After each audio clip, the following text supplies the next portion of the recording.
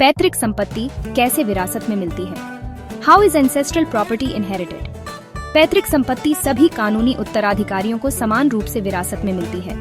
इसे केवल एक उत्तराधिकारी को नहीं दिया जा सकता। उत्तराधिकारी किसी भी समय अपने हिस्से का दावा कर सकते हैं। सह उत्तराधिकारी बंटवारे की मांग कर सकते हैं। बंटवारे का अनुरोध किए जाने तक संपत्ति अविभाजित रहती है।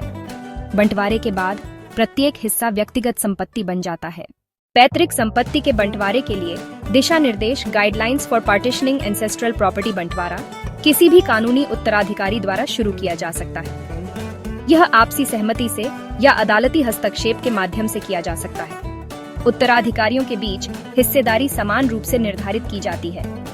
एक कानूनी दस्तावेज तैयार और पंजीकृत होना आवश्यक है। बंटवारे के दस्तावेज पर सभी उत्तराधिकारियों के हस्ताक्षर होने चाहिए। विवाद की स्थिति में मध्यस्थता या कानूनी कार्रवाई की आवश्यकता हो सकती है। पैतृक संपत्ति के बारे में MYTH common myths about ancestral property. Myth केवल पुरुष उत्तराधिकारी ही पैतृक संपत्ति का दावा कर सकते हैं। सच्चाई, हिंदू उत्तराधिकार अधिनियम में संशोधन करके बेटियों को पैतृक संपत्ति में समान अधिकार दिए गए हैं, जिससे उत्तराधिकार कानूनों में लैंगिक समानता सुनिश्चित होती है। पैतृक संपत्ति बेची नहीं जा सकती। सच्चाई, पैतृक संपत्ति बेची जा सकती है, लेकिन इसके लिए वैध लेन देन सुनिश्चित करने हेतु सभी कानूनी उत्तराधिकारियों की सहमति आवश्यक है। यदि कोई पिता अपनी पैतृक संपत्ति एक पुत्र को उपहार में देता है, तो अन्य पुत्र अपना दावा खो देते हैं।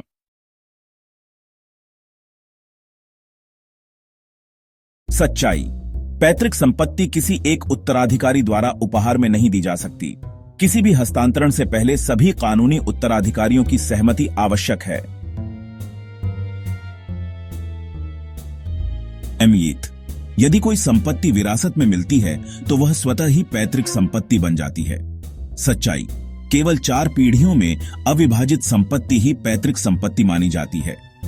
माइथ, बंटवारे से पैतृक संपत्ति पर सभी अधिकार समाप्त हो जाते हैं। सत्य, बंटवारे से व्यक्तिगत स्वामित्व प्राप्त होता है, लेकिन प्रत्येक उत्तराधिकारी को अपने आवंटित हिस्से पर कानूनी अधिकार बरकरार रहता है।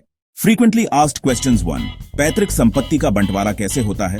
प्रत्येक कानूनी उत्तराधिकारी को आपसी बंटवारे या अदालती हस्तक्षेप के माध्यम से बराबर हिस्सा मिलता है। 2, ये कैसे साबित करें कि संपत्ति पैतृक है? 4 पीढ़ियों पहले के स्वामित्व का पता लगाने वाले दस्तावेज पैतृक स्थिति स्थापित करते हैं। 3, बेटी अपने पिता की संपत्ति पर कब दावा नहीं कर सकती? अगर संपत्ति स्व अर्जित हो और किसी और को उपहार में दी गई हो या वसीयत की गई हो। 4, क्या एक पिता अपनी सारी संपत्ति एक ही बच्चे को दे सकता है? हाँ, अगर वह स्व अर्जित संपत्ति है, लेकिन अगर वह पैतृक संपत्ति है तो नहीं। 5, क्या मैं अपनी पैतृक संपत्ति के दस्तावेज दे सकती हूं? नहीं, पैतृक संपत्ति के लिए सभी कानूनी उत्तराधिकारियों की सहमति आवश्यक है। 6, पिता की संपत्ति में बेटियों के लिए नया कानून क्या है? 2005 का संशोधन बेटियों को पैतृक संपत्ति में समान अधिकार देता है। 7, क्या पैतृक संपत्ति पर दावा करने की कोई समय सीमा है? हाँ, पैतृक संपत्ति पर दावा करने की समय सीमा 12 वर्ष है। सीमा अधिनियम 1963 की अनुसूची I के अनुच्छेद 65 में 12 वर्ष की समय सीमा निर्धारित की गई है, जिसके भीतर एक पीड़ित व्यक्ति मालिकाना हक के आधार पर अचल संपत्ति या उसमें किसी भी हित के कब्जे की वसूली के लिए मुकदमा दायर कर सकता है। 8, हिंदू उत्तराधिकार अधिनियम का हालिया फैसला क्या है? कमला नीति 2023। 3 SCC 528 में सुप्रीम कोर्ट ने कहा कि आदिवासी महिलाओं को पिता की संपत्ति में समान हिस्सेदारी के अधिकार से वंचित करना अनुचित है। जब हिंदू उत्तराधिकार अधिनियम 1956 के तहत गैर आदिवासी महिलाओं को समान अधिकार उपलब्ध है। 9, पैतृक संपत्ति में बेटी के हिस्से पर सुप्रीम कोर्ट का फैसला क्या है? अरुणाचल गोंडर बनाम पोन्नुसामी 2022। 11 SCC 520 में सर्वोच्च न्यायालय ने यह निर्णय दिया कि पिता की संपत्ति बंटवारे से प्राप्त सामुदायिक संपत्ति के अतिरिक्त पुत्री को विरासत में मिलेगी।